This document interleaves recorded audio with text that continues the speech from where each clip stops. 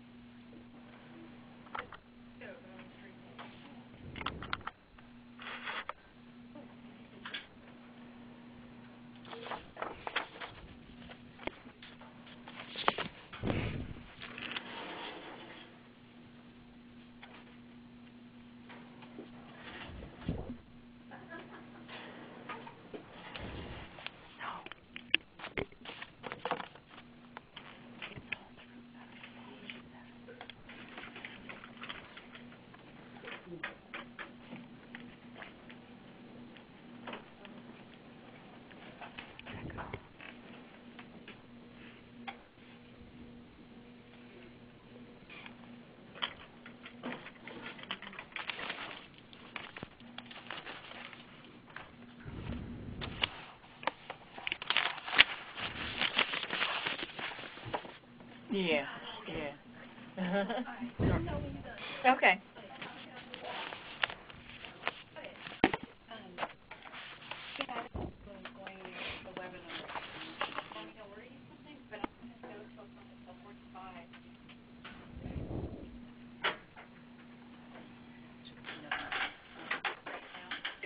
All right, good afternoon everyone, and welcome to all of you who have joined us for today's webinar, Shifting to Third-Party Billing Practices for Public Health STD Services, focuses on Case Study Part 2, hosted by the National Coalition of STD Directors. I'm Stephanie Arnold-Pang, the Manager in Policy and Communications here at NCSD. Before we get going, I did want to make a few housekeeping notes.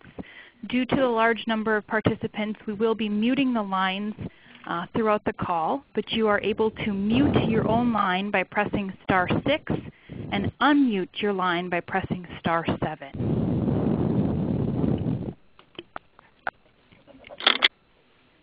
Our webinar is also being recorded, and the details of how to access the audio and also the slides from this webinar will be circulated afterwards through email. Our chat function is open now and will be open throughout the webinar. It's through this chat function that we will be taking questions, so please use the chat function and please feel free to type in your questions as we are hearing from our speakers, as well as at the end during our question and answer session. And in addition, participants, if they need technical assistance, may reach ReadyTalk, our webinar system, directly through the number 1-800-843-9166.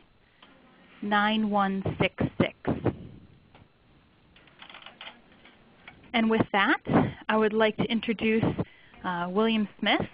William Smith is NCSD's Executive Director, and NCSD represents state, territorial, and large city health departments funded by the Centers for Disease Control and Prevention, or the CDC, who carry out STD prevention activities.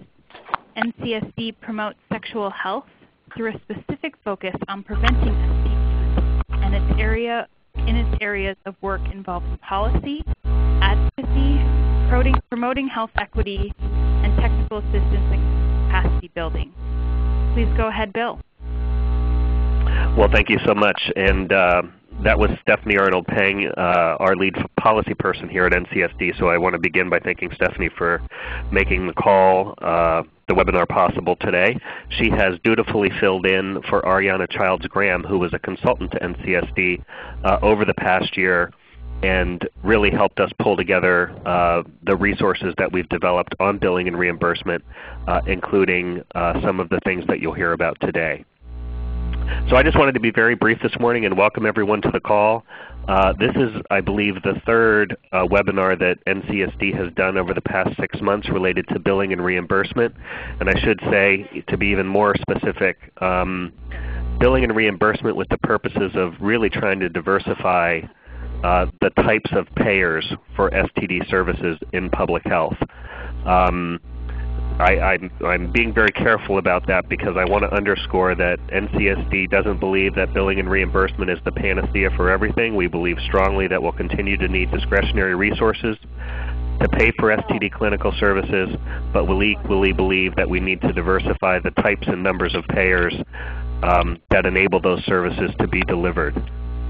So what you'll be hearing today are 2 of the 4 case studies that we have reported on in publications that were included in the announcement for the webinar and are available on our website, including the entire publication that we've created and a recording of the first webinar, and there'll also be a posting of the second webinar in this series developed from that publication.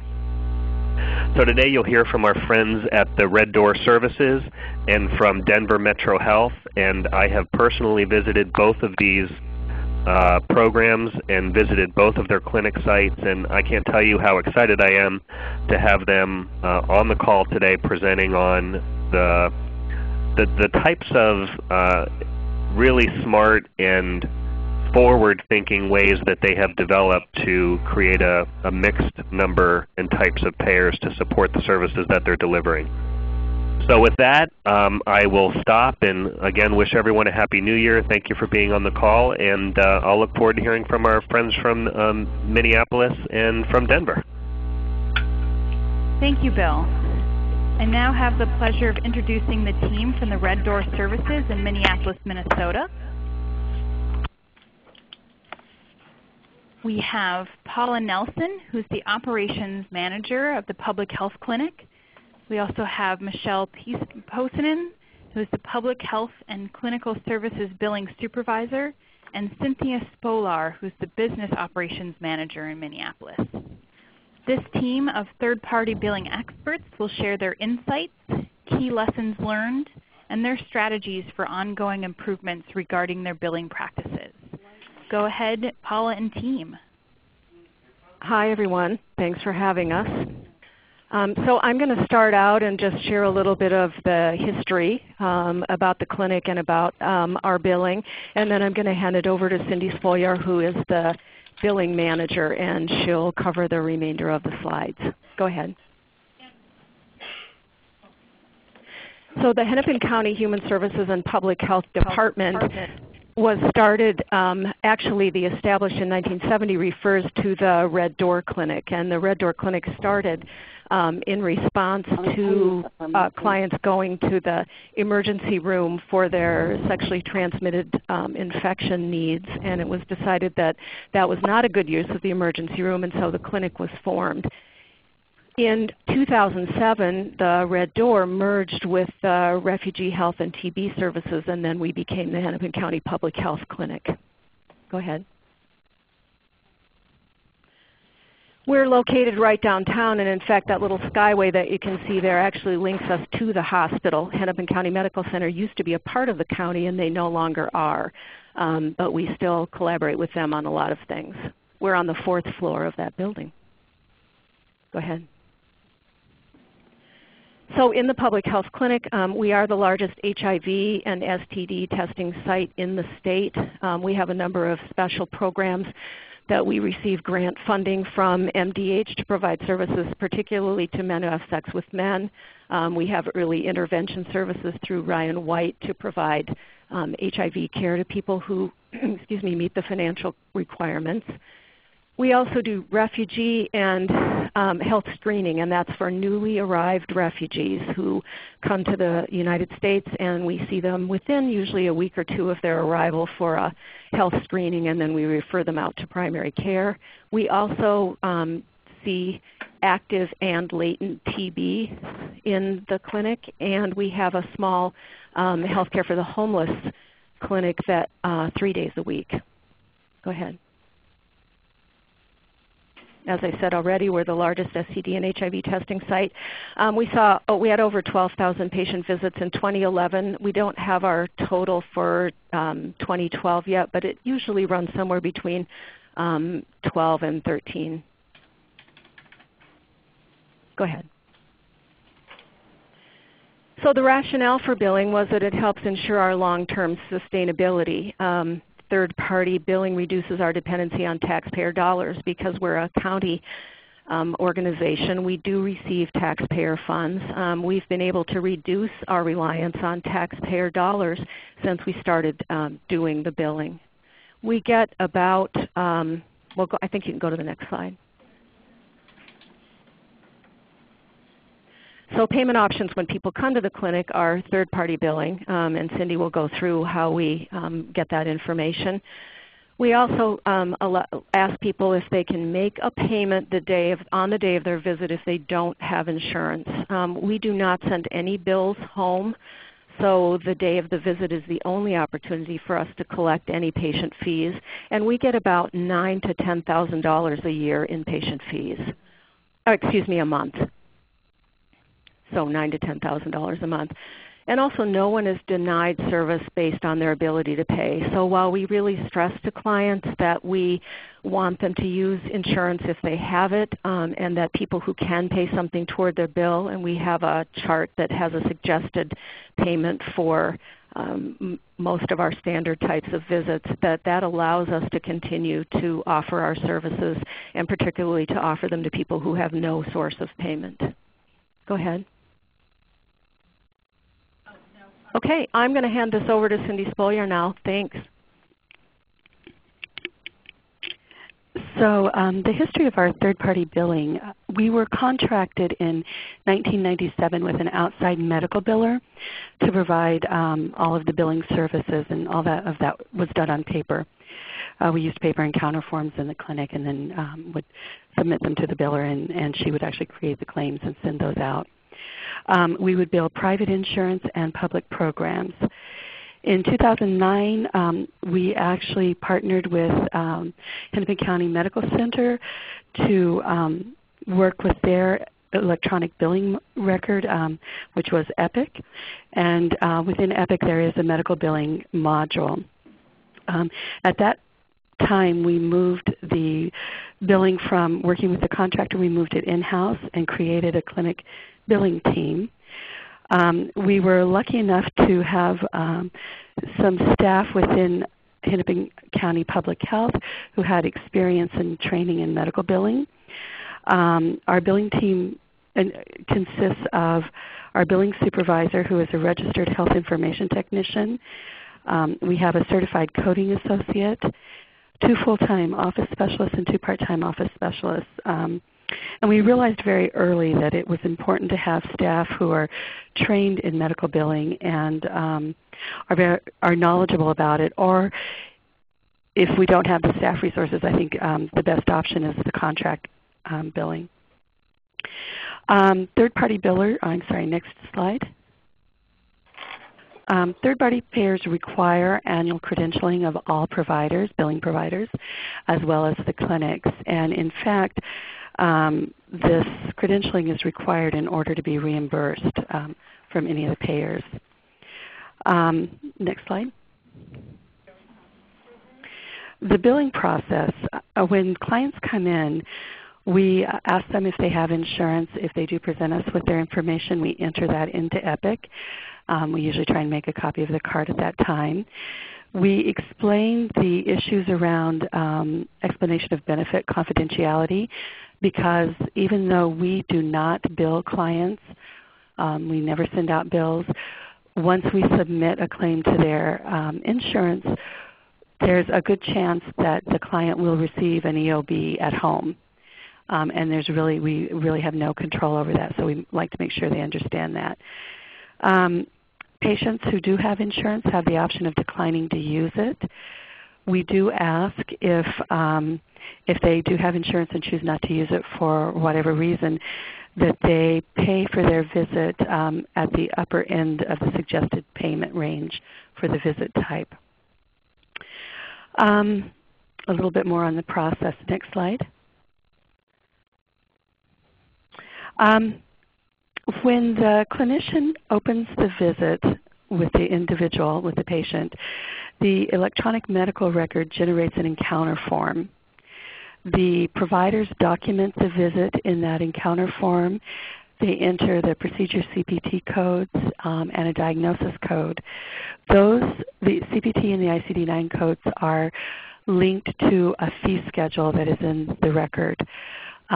When they close out their encounter, those charges that are linked to those codes are dropped into the encounter form. At that point, the provider is done with the visit. The clinic billing team then reviews each encounter for errors, duplications, and omissions. They make any corrections that they can. In some cases, that does involve sending the record back to the provider, but there are some corrections that the billing team can make themselves. Once the encounter form has been reviewed and corrected, it is forwarded to a county billing office who takes that encounter and transfers it to a claim form. Next slide.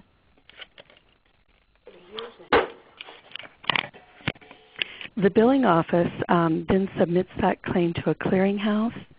The clearinghouse sends the claim on to the payer. Our payments are usually received electronically, although we do occasionally get a paper check. I would say 99% of our payments are received electronically now. And the billing office posts the payments to the individual client account within the electronic health record. Next slide. Got the date on it? The clinic billing team is responsible for reviewing and correcting any registration errors, coding errors from the providers. They also follow up on third-party denials. And those denials can consist of no response from the payers, only a partial payment from the payers, or an actual claim denial.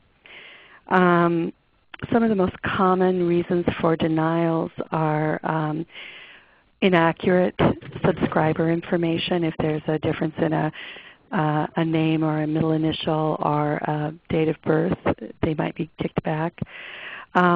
If medical necessity wasn't met in the coding, in other words, if there's a discrepancy between the procedure codes and the diagnosis codes, they might get kicked back to us. And another common reason is credentialing issues. Next slide. What slides are you looking at? We do not collect copays at this time, and we do not bill the patients for any balance that's left on their account after the payer has made a payment. Next slide. Some of our outcomes. At this point, probably a third to one-half of our visits are covered with some form of third-party coverage. In our experience, on average, third-party payers reimburse approximately 1/3 of what is billed. Next slide. Some of the benefits that we see, definitely an increase in revenue. Also, the ability to provide care for, this allows us more resources to provide care for patients who might not be able to pay anything towards their visits. And it also demonstrates a good faith effort on our part to our funders and stakeholders that we're attempting to be at least partially self-supporting and attempting to capture revenue whenever possible. At the time, I think 2011, I don't have the most recent figures, but about, I'm sorry, next slide.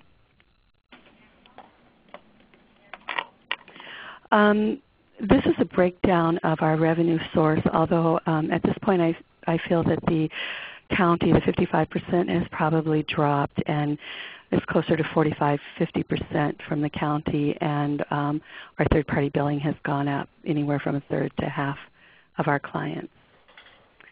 And that is the end. Thank you.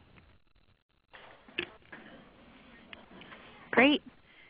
Thank you, Paula, Michelle, and Cynthia. We really appreciate it. So next, we will hear from Dr. Mark Thrun, who's the Director HIV STD Prevention and Control at Denver Public Health. Dr. Thrun will highlight his experiences and those of his team as they developed a strategic plan to support implementation of a third-party billing practice, as well as the lessons learned in the initial stages of implementation. Go ahead, Dr. Thrun. Thanks, Stephanie. So what I'd like to do is actually, this is a very new concept for us, and I'm going to talk a little bit about how we got to deciding to bill and what we've thought about over the course of the last year in thinking about billing. If you could go to the next slide. Oh, and then the one after that. So a little bit of background. So our STD clinic, the Denver Metro Health Clinic, is housed within the Denver Public Health Department, but our Public Health Department in Denver is also housed within a larger entity that includes the large county hospital and a large community healthcare system. We have about 170,000 unique patients in that system.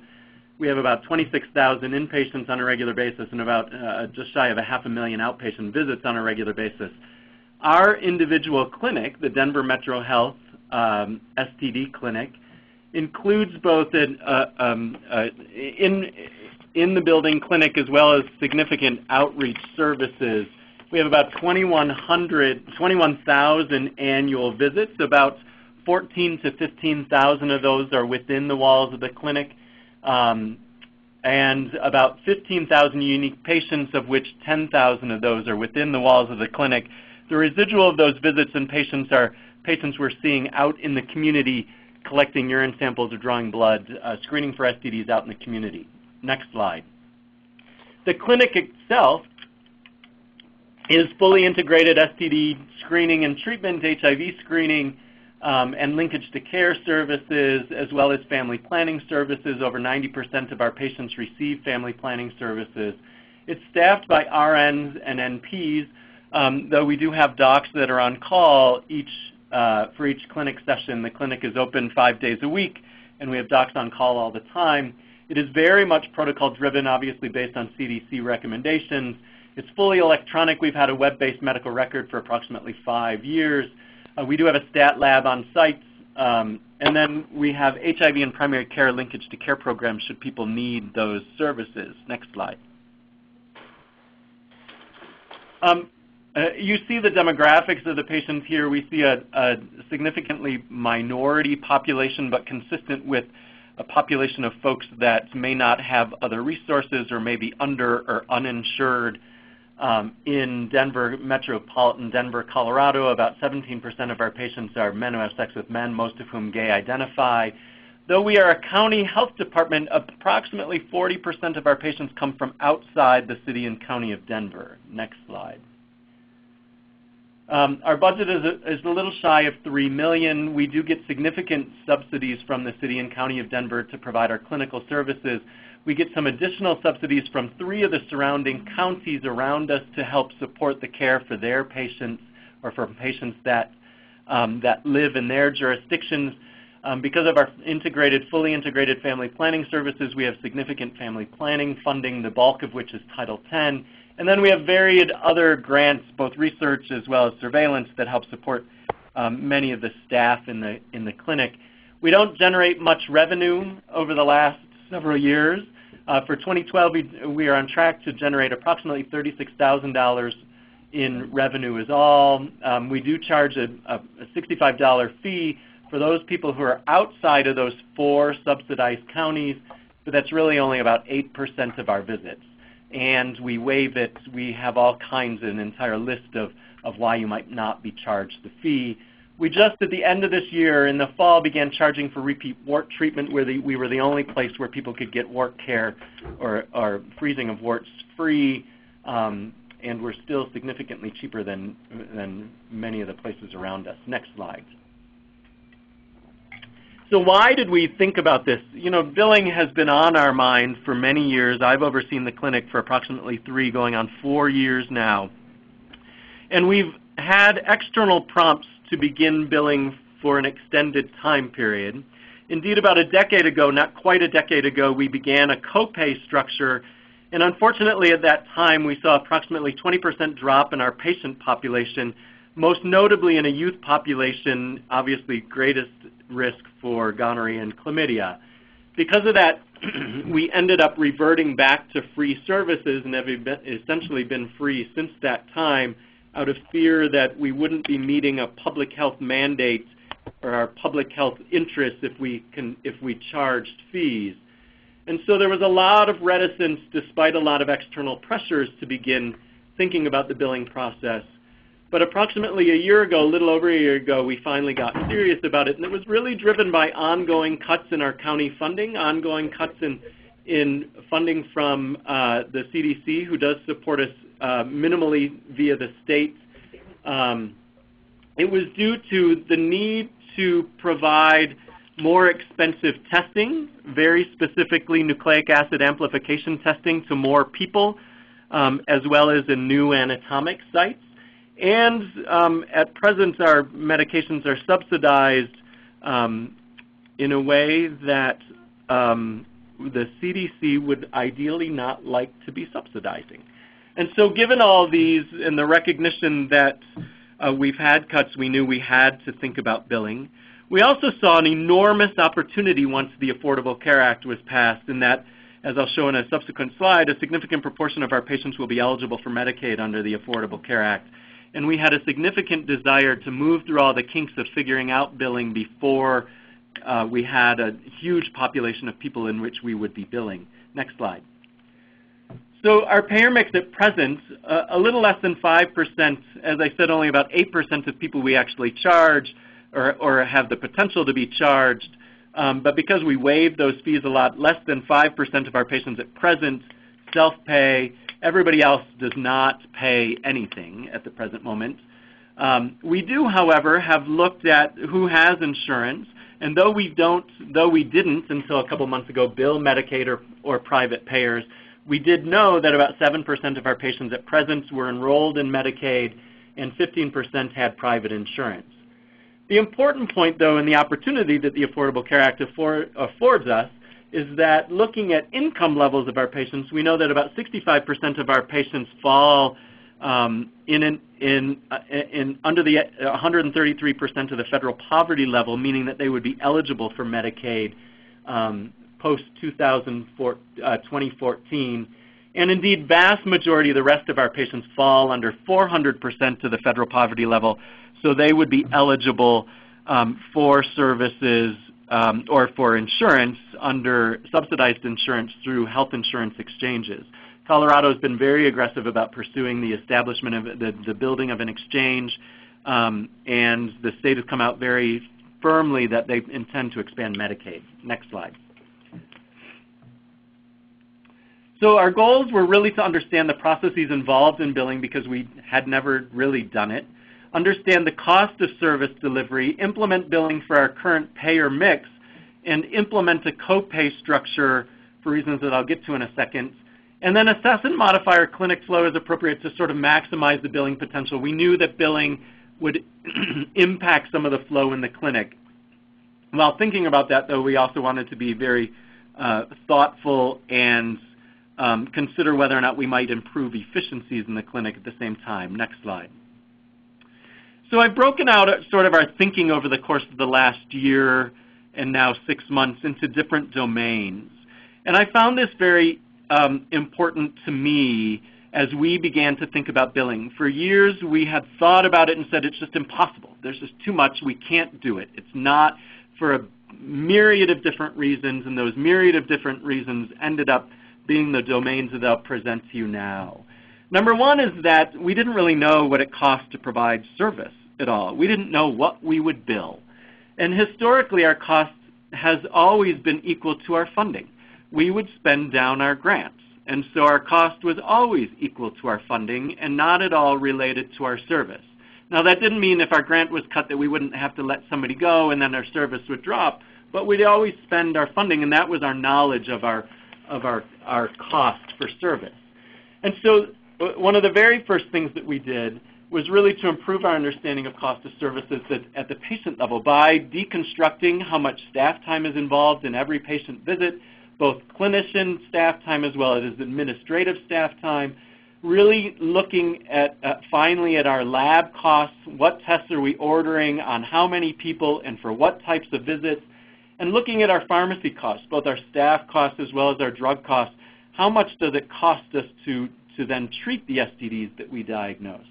And this was an incredibly important exercise both to help get our heads around how much we would end up billing or thinking about billing, but also in thinking about what is our revenue potential and how can we think about reducing our cost of service.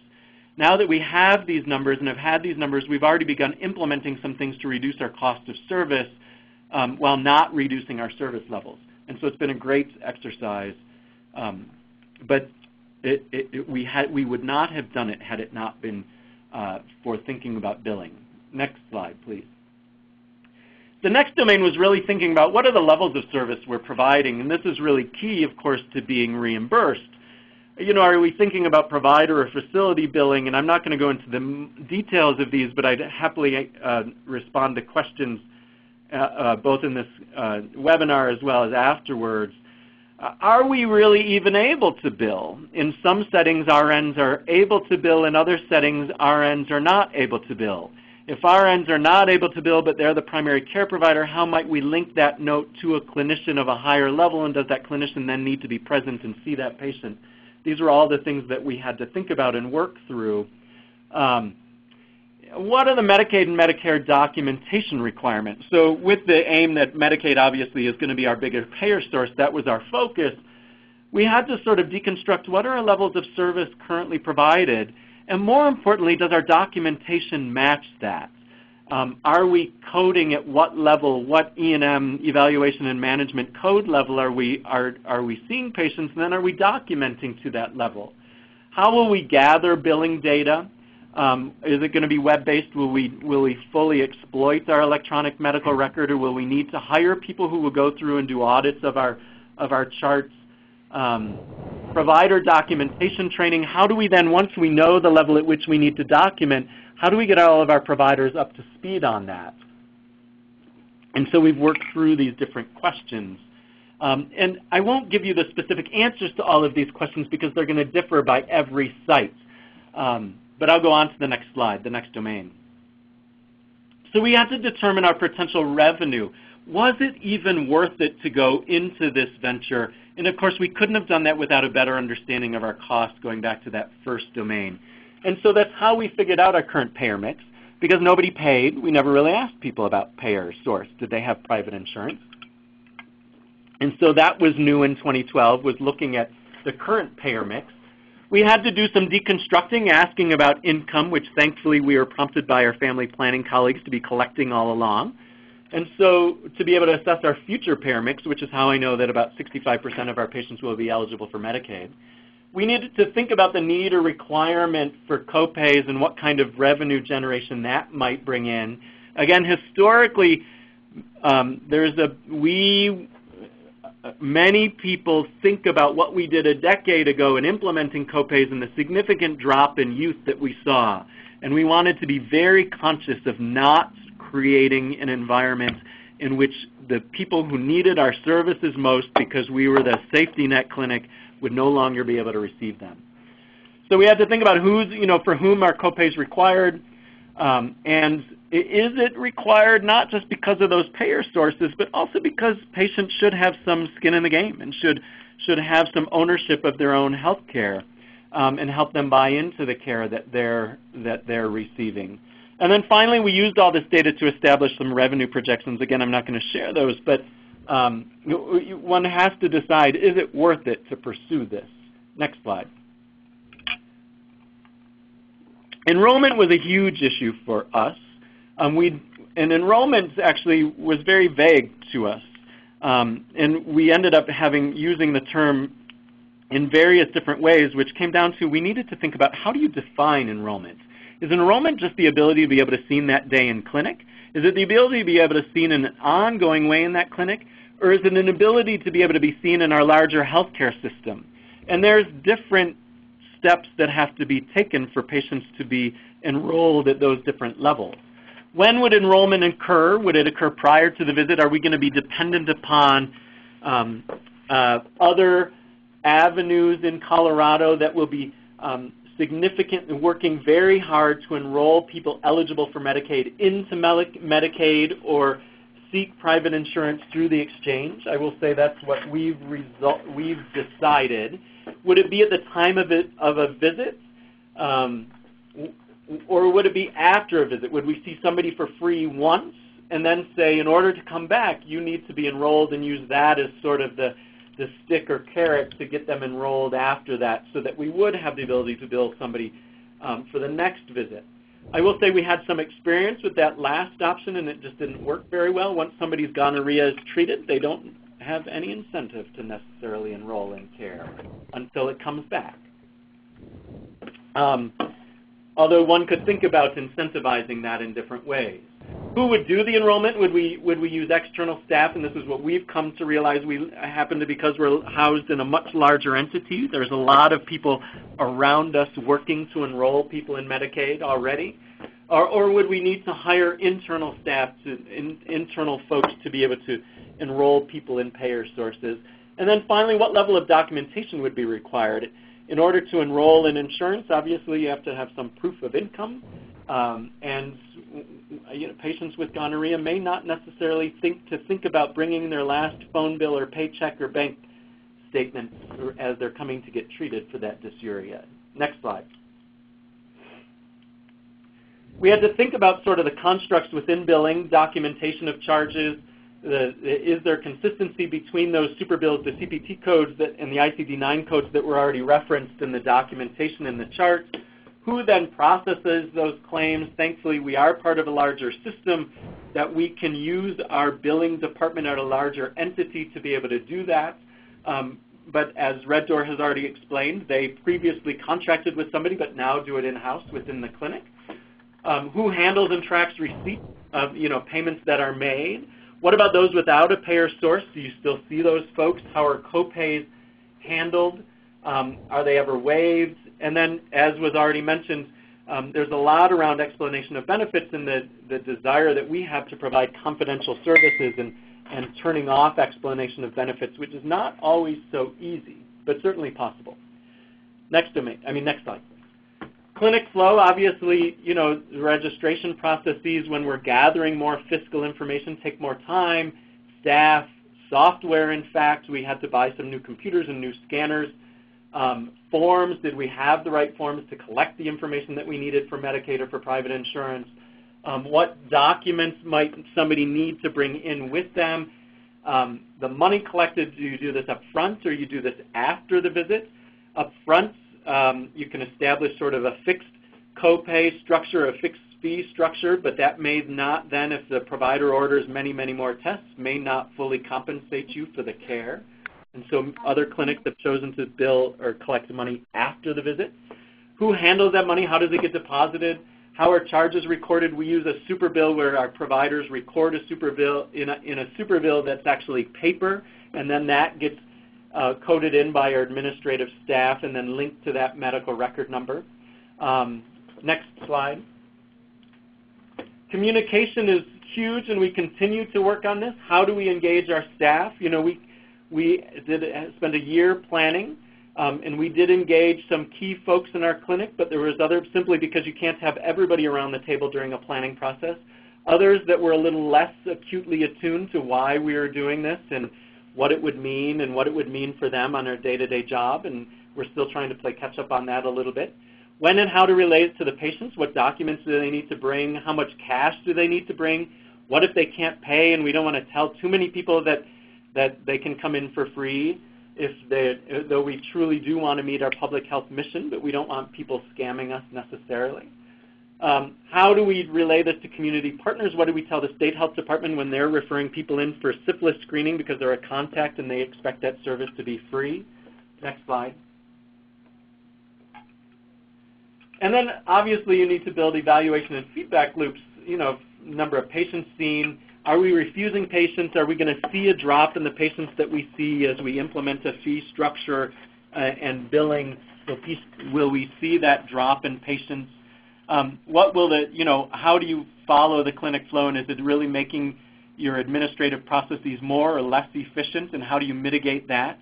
How do you make sure that data entry has already been alluded to by my colleagues? How do you make sure that's accurate, that the documentation is accurate?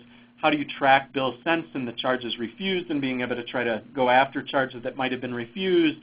And then tracking, obviously, receipts received. What money is coming in, and how do you track that? These are all things that I think need to be thought about. And then finally, I think the last slide, or almost last slide.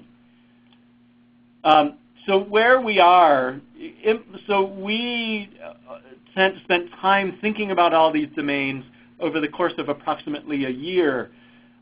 We've improved our documentation and our recording of charges for all patients, and we began that recording of charges just in October of this past year.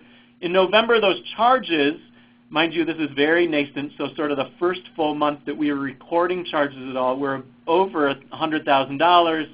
Of those, we were reimbursed only $1,700, which many of our staff say is ridiculous that we've gone through these processes. But I will say, number one is that we know that our Medicaid population and our private payer population is minuscule relative to what it will be in 2015, 2016. And so, of course, the dollar amount will be less than what we eventually expect. But in addition, $1,760 is 176 rapid HIV tests that we would not have otherwise had. And so it's certainly a start. Next slide, or maybe that's it. Oh, future plans. So we've not yet implemented a copay structure. That is our intent for this winter/spring, is to begin to implement. We have implemented a copay structure, I should say, but we've been waiving those copays. Our intent is to no longer be waiving those copays as of spring. And then we're working on modifying our clinic flow. We've already done that from an administrative standpoint, but we're working on doing that at the clinical level to try to see if we can improve throughput of our patients by using medical assistants or sort of extenders of our RNs and NPs to try to improve the flow through the clinic. So with that, that's sort of what we've been thinking about, and I'll turn it back to Stephanie.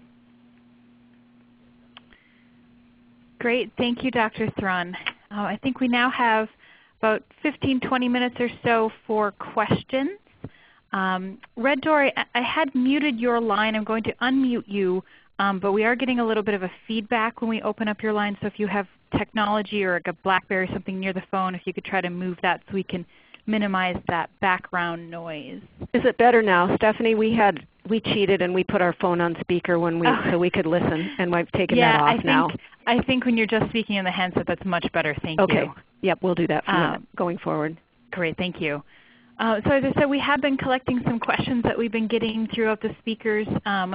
We have been getting quite a few, so if you have more, please put them into the chat function. We'll be collecting them. We're going to do our best to answer as many questions as we can during our time here. I think I'll start with, both of you guys talked about how much you bill and how much you get back. And all the speakers that we've been with on these webinars have been kind of talking how small that is.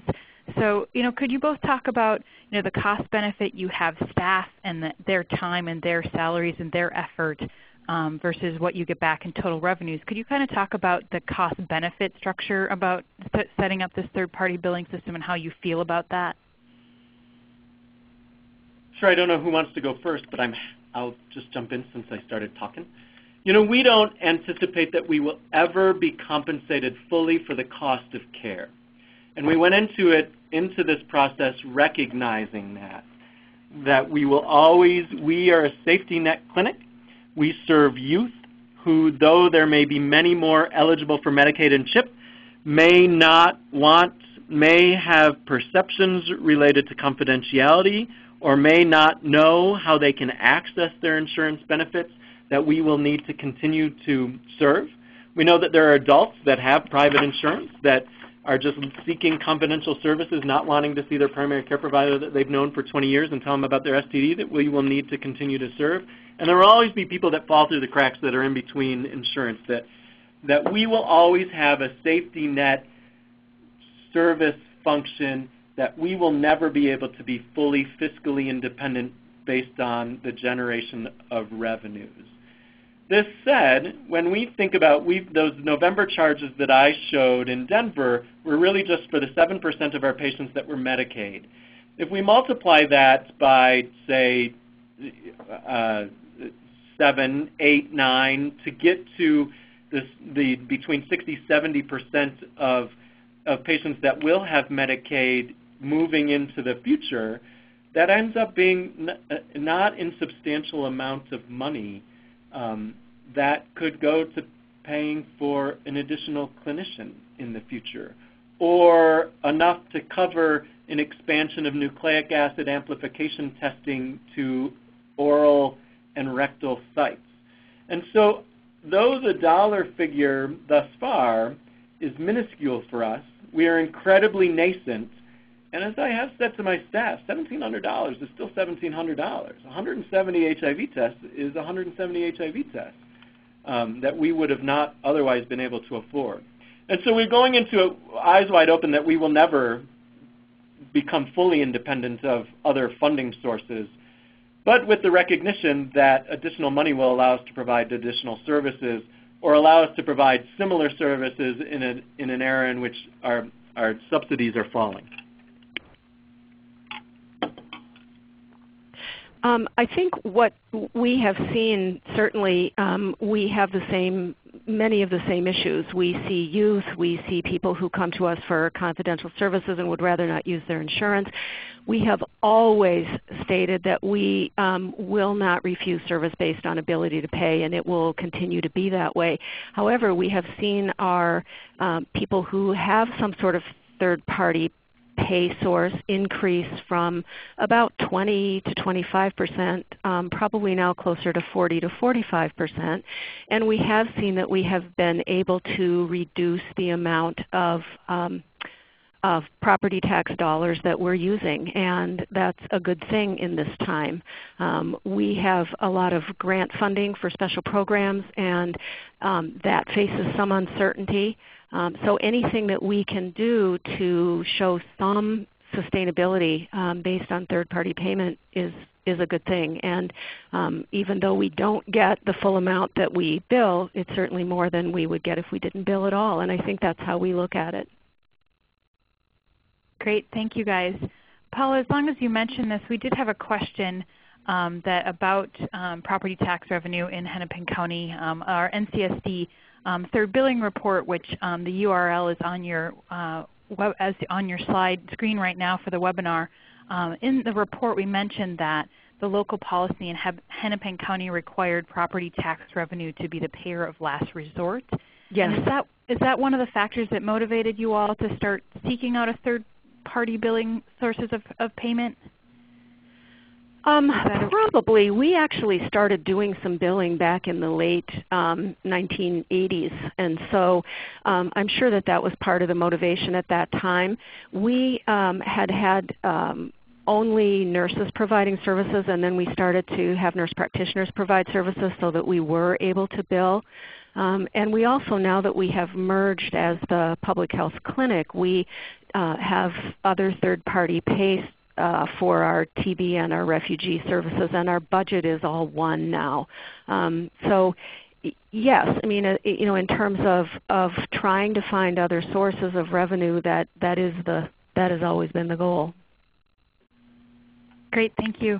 And the person who asked that question also wanted to know a little bit more about how they can find the local policies that may have an impact on billing decisions. I just want to also offer up NCSD's policy team. You may have seen earlier this week we're growing, continuing to grow in our federal and state policy work. So people should feel free to email me. My name is Stephanie Arnold Pang, and I can be reached at sarnold@ncsddc.org, and we can provide some assistance on those types of questions, policies and ordinances and stuff that might be affecting you at a local level. I would also say, what we found incredibly helpful was CMS's the Medicare Medicaid site at the federal level, and simply some of the documentations with regard to billing and what level of service. And then each state obviously has their own Medicaid office, and our Medicaid office actually was incredibly helpful with the documents that were online that helped guide us through some of the thinking and what we needed to know. And I again reference Medicaid because, of course, that's our largest payer source, or would be our largest payer source. Great, thank you. Another question for both of you. What about the testing? Are you performing testing in-house? Are you creating lab panels for testing and reimbursement? Are you bundling with your labs? Are you working with your public labs?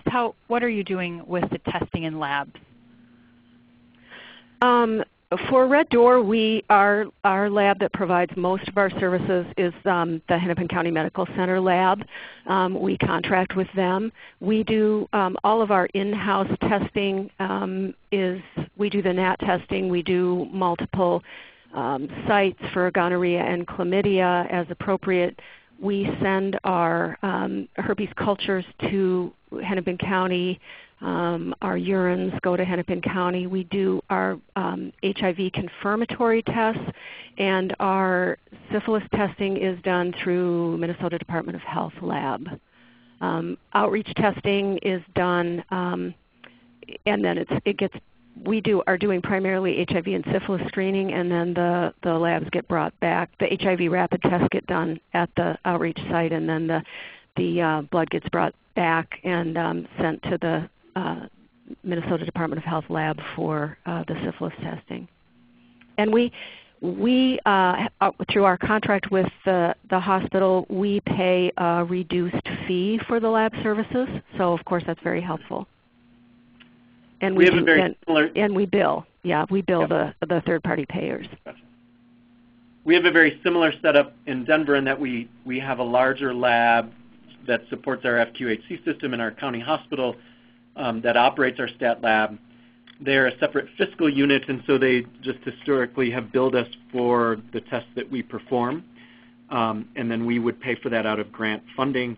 There are a couple tests that we do get provided for free, including syphilis and HIV confirmatory testing that's provided for free by the state health department, and those just get couriered over to their lab. We had never billed for laboratory services, but of course as we are now generating charges, we are charging for those tests, and that money goes into a pot that we would then pay our lab bill with. Our lab is not independently billing for lab tests at the present moment. Great. And to both of you, what web-based medical record companies do you both utilize? We have Epic. So we actually have a home-based system, a system that we built here at Denver Health a handful of years ago that we are slowly, our larger entity is rolling out a Saurian product at the rate, actually as we speak. Great. And we had also a follow-up question for you, Paula. How did you decide to move your billing in-house, and what made you decide to use Epic? I think I'm going to let Cindy answer that. Cindy, we decided to use Epic because that's what Hennepin County Medical Center uses, and it's used by a number of the larger health systems in the Twin Cities. And so we have a contract with Hennepin County Medical Center to use, and so that was how we came on board with Epic. And what was the other part of the question? What made you led you to the decision to move your billing in-house?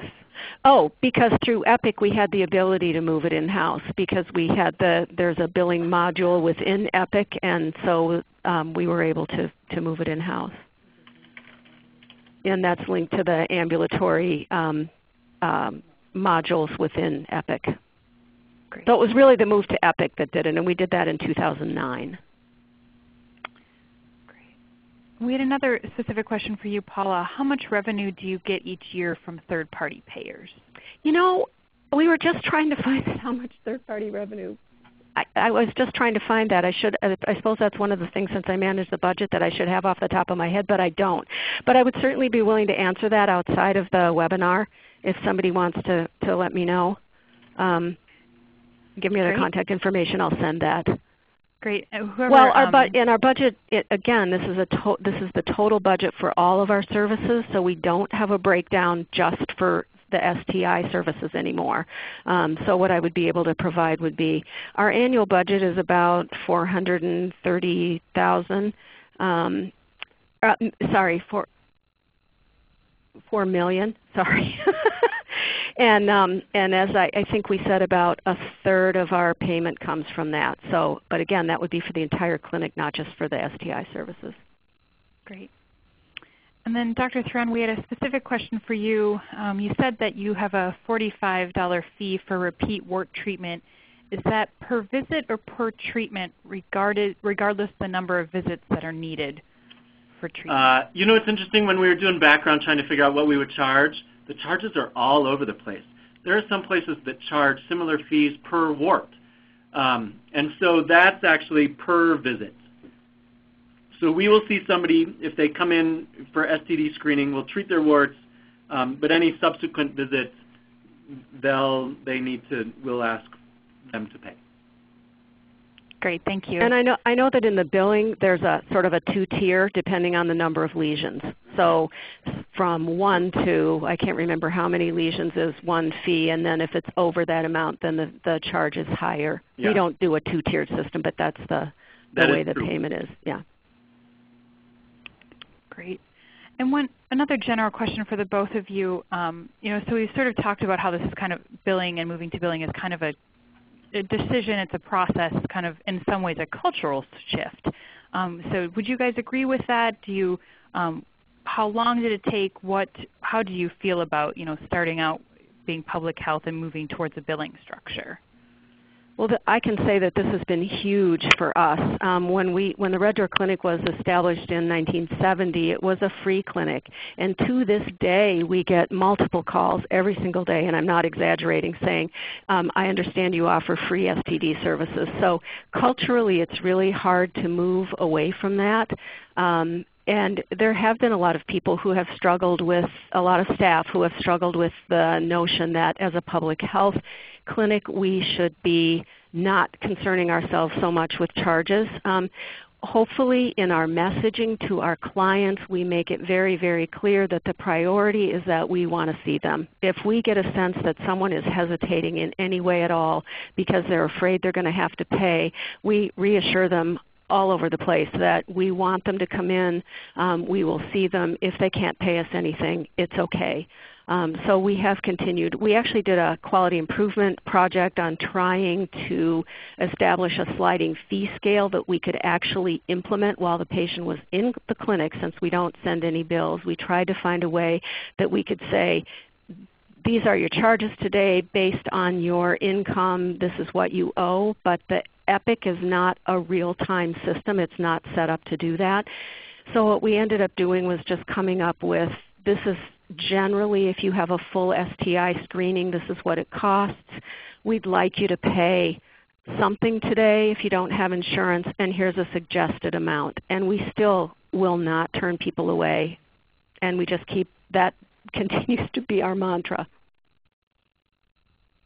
As I've already mentioned, this is a big fear, I think, for all of us. We do see, we are a public health clinic, and we all choose to work in the larger system that is a safety net provider, FQHC county clinic, because we want to make sure we're serving the public in the ways that we feel that we should be. And so we have enormous concerns about not turning people away while still assuring that we have a diverse revenue mix that will allow us to exist in the future. And that isn't easy to talk about internally amongst our own staff. And certainly, there's expectations. For decades our clinic has been free, and the expectation is that it will remain that way. And we hear about it when we begin to tell people that it might not. And so thinking about communication, I think, is enormous. And will obviously be ongoing and based on a lot of long-term perceptions. Great. Thank you to you both. I think we've run up to the end of our time together. So I want to say, just on behalf of the National Coalition of STD Directors and all of our presenters, a big thank you for you taking the time out, both presenters and you attendees, to join us today on this webinar. You will be receiving a follow-up message with details on how to access both the slides and the presentations as well as the audio recording. And this now concludes today's webinar, and I thank you again for joining us. Thank you. Thanks.